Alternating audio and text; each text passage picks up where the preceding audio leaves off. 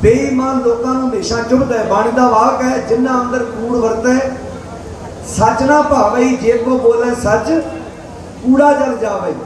हुण जिन्ना अंदर कूड़ बोल वरतदा सी उन्होंने सच कितों चंगा लगना सी।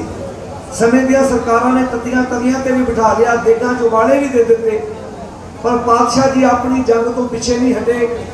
असी उस गुरु पातशाह जी की सिक्ख्या नूं अपनी जिंदगी दे विच लैके आउणा है ते समय दिया सरकारां नूं दस देना है। जे 7 महीने हो चले ने, कई पुछदे ने कितना समा होर चलेगा अंदोलन, तो उन्होंने दसीदा है क्योंकि असी भी ਸਿੰਘੂ बार्डर के उत्ते लगातार कुंडली बार्डर से 26-27 नवंबर के उत्ते गुरमत ज्ञान मिशन की समूची टीम बैठी है। सेवावां अपने वालों जिन्ने वीर असी अपना फर्ज समझते हुए निभा रहे हैं। सानू कई पुछते जी कितनी लंबी जंग चलेगी, तो उन्होंने दसीदा हो सकता साल चले 2 साल चले, पर सरकार को इस गल चेता रख लेना चाहिए भी जदों तक ये कानून रद्द नहीं करते असी इत्थों उठ के वापस नहीं जावांगे, भावें जो मर्जी हो जाए। ये जंग है साडे सेक ने जिताउणा है। तो कई पुछते ने कितना समा चल, ये साडे सिदक ने जिताउणा है, साडे सबर ने। तुसीं देखो किन्ने अंदोलन होंदे ने, उन्हां अंदोलनां विच सरकार की संपत्ति का नुकसान होंदा है, ट्रेनां नूं अग लगदी है, बसां फूकीਆਂ ਜਾਂਦੀਆਂ ने।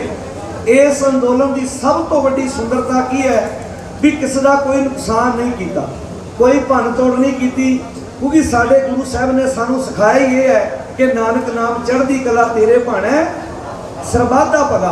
ते दस देना चाहुंदे हां कि ये जंग कल्ली किसान की नहीं, ये जंग सारियां दी साझी है, क्योंकि ये कुछ अमीर घराणियां दे हाथ में सब कुछ देना चाहुंदे ने। पता सरकारां नूं भी है, पर गल हंकार दी है कि हुण वो झुकना नहीं चाहुंदे। पता उन्हां नूं भी है जे सर्दियां इन्नियां कढ लईआं, गर्मियां भी हुण अद्धियां लगभग निकल चलियां ने, फिर अगे सर्दियां शुरू हो जाणियां ने।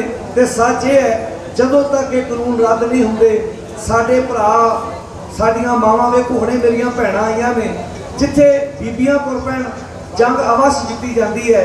ये गल पक्की है कि एक फसल सांभ ली है, दूजी की तैयारी हो रही है। ऐदा वंड वरत के सानू सिखा दिता। सब तो पहली गल तो कि इस अंदोलन ने सानू इकट्ठियां बैठना सिखाता।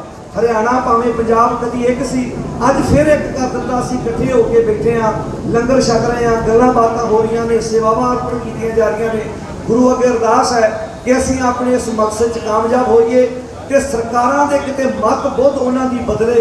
देखो याद रखना सतगुर दी बाणी दा वाक है, तबत कड़ाहा बुझ गए गुर शीतल नाम दिओ। याद रखियो जिहड़ा पंछी हुंदा है ना, जदों तक आंडे विच हुंदा है वो कैद हुंदा है।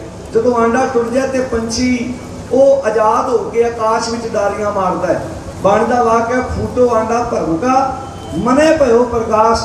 जदों साडे मनां दे ये जिहड़े भरम ने दूर होणगे, असीं आज़ाद होकर अपने हकों प्रति सचेत होवांगे।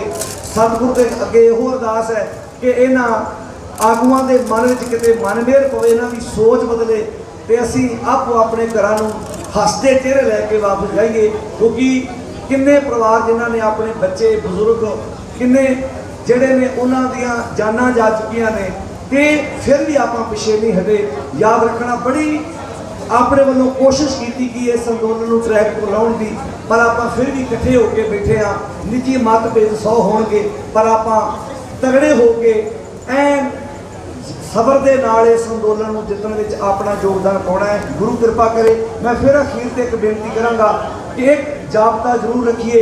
स्टेज तो जरूर भी कोई बुलारा बोलता है तो बड़े प्यार के नाल, क्योंकि याद रखना घरों में भी एक डिसिपलिन होंदा है, तां घर चलते हैं। स्टेजा से भी कोई रिजम होंगे, डिसिपलिन होया करते हैं, तां जाके कामयाब होवांगे।